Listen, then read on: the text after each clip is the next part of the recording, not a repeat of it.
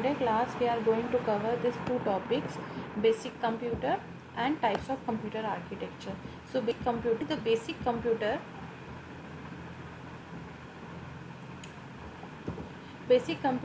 this is the basic computer building block. In every computer, as you know, we have a one central processing unit and one input, output and memory.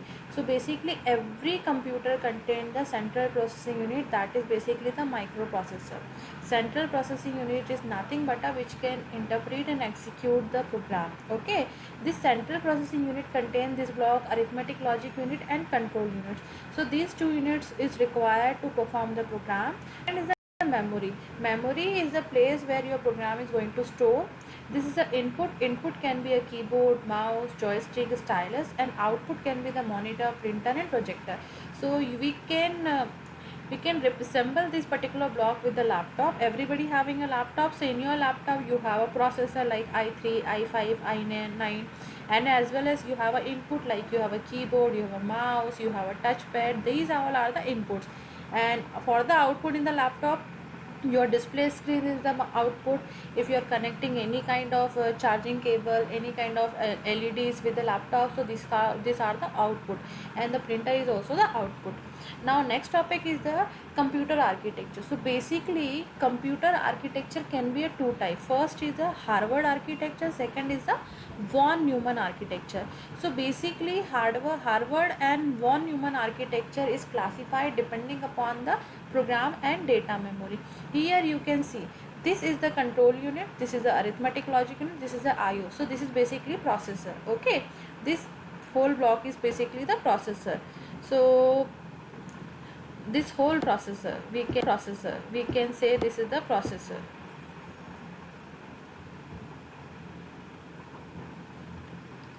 So this particular block is basically the processor. Okay, so if the processor is connected to the memory, this is basically CPU. Okay, so if the processor connected with the memory, as you can see this thing, this is the memory, this is the memory. So this memory is for the program instruction memory, this is for the data memory. So in a Harvard model we have a two different memory. In one memory we can store our program, in one memory we can store our data. So Harvard model is nothing but a basic computer model in which we have a two separate memory for a program and data. Okay, now we are coming to the next model, that is a basically von Neumann architecture. Here you can see we have this is one CPU and here is the memory. So you can see for a program and data we have a common memory. So von Neumann architecture is nothing but in which you can store your program and data in a same memory. Okay, so that is the basic difference between the Harvard and von Neumann architecture. Now next here you can see this is a comparative block. This particular block is the basically CPU. Here you can see that thing.